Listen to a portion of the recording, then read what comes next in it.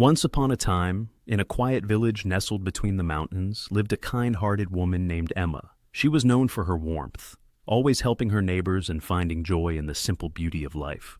But not far from Emma's home, there was a dark, looming shadow, the source of negativity in the village. This shadow wasn't a physical being, but it lived inside certain people, turning their hearts cold and their words sharp. These people were called the toxic folk, and everyone in the village knew it was hard to be around them. One day, as Emma strolled through the marketplace, she encountered a toxic woman named Mira. Mira had a habit of spreading bitterness wherever she went, her voice laced with complaints and gossip. When Emma greeted her kindly, Mira immediately began to criticize everything: the weather, the prices, even Emma's cheerful attitude. At first, Emma felt her heart sink. She had always tried to see the best in people, but the weight of Mira's negativity was heavy. For a moment, Emma thought of arguing or trying to change Mira's mind, but then she remembered a lesson she'd learned from her grandmother. You can't change the storm, but you can protect yourself from the rain. Determined not to let Mira's negativity ruin her day, Emma took a deep breath and calmly said, "I understand you're upset, Mira. I hope your day gets better," and then excused herself, walking away with a gentle smile. She didn't engage in the drama or allow the negativity to pull her in. As Emma continued her day, she encountered more toxic folk, each with their own way of casting shadows. There was Gregor, who always pointed out everyone's flaws, and Lydia, who thrived on creating conflict. Emma soon realized that, while she couldn't avoid them entirely, she could protect her own peace. Here's how Emma dealt with the toxic folk in her village. 1. Setting boundaries.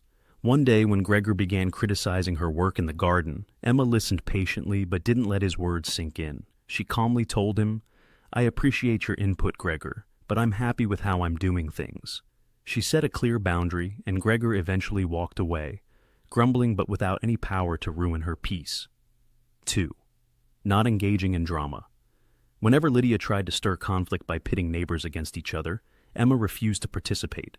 When Lydia whispered, "Did you hear what Sarah said about you?" Emma would reply, "I'm sure it's nothing important. I don't want to dwell on negativity." Lydia, frustrated that Emma didn't take the bait, soon left her alone. 3. Limiting exposure.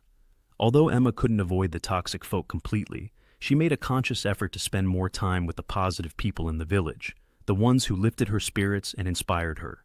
She limited her time around toxic individuals, choosing instead to surround herself with joy and kindness. 4. Practicing self-care. After difficult encounters, Emma would retreat to her favorite spot by the river, where she could hear the soothing sounds of water and feel the sun on her face. She practiced deep breathing and reminded herself that the toxic behavior of others wasn't her fault. This ritual helped her clear her mind and recharge her energy. 5. Staying positive. Despite the negativity around her, Emma always made a conscious choice to focus on the good in her life. She kept a small journal where she wrote down things she was grateful for each day. This helped her stay centered, even when the toxic folk tried to cloud her mind with their complaints. 6. Seeking support. Emma knew she didn't have to face the toxic people alone. She would often meet with her friends, like Sarah and Tomas, who offered her support and understanding. They shared their own experiences with the toxic folk, and together they laughed, advised one another, and reminded each other of their worth. 7. Walking away when necessary. One day, Mira's negativity became too much. Emma realized that some people would never change, no matter how kind or patient she was. So, when Mira tried to drag her into another storm of complaints, Emma decided to walk away. "I wish you well, Mira, but I need to protect my peace," she said softly, and left. Over time, Emma's life became a sanctuary of calm amidst the storm of negativity. The toxic folk didn't change overnight, but they no longer had power over her. Emma learned that she couldn't control how others behaved, but she could control how she responded. By setting boundaries, limiting exposure, and practicing self-care, Emma stayed true to her inner peace.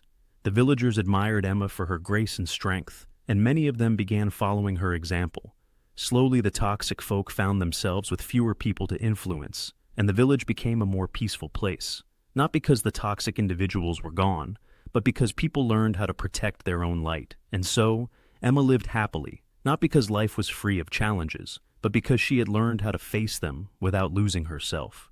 She remained a beacon of kindness and resilience, proving that no matter how dark the shadow, light would always find a way to shine through.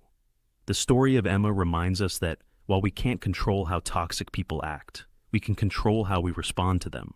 By setting boundaries, limiting engagement, practicing self-care, and walking away when needed, we can protect our peace and live a life that reflects the light within us.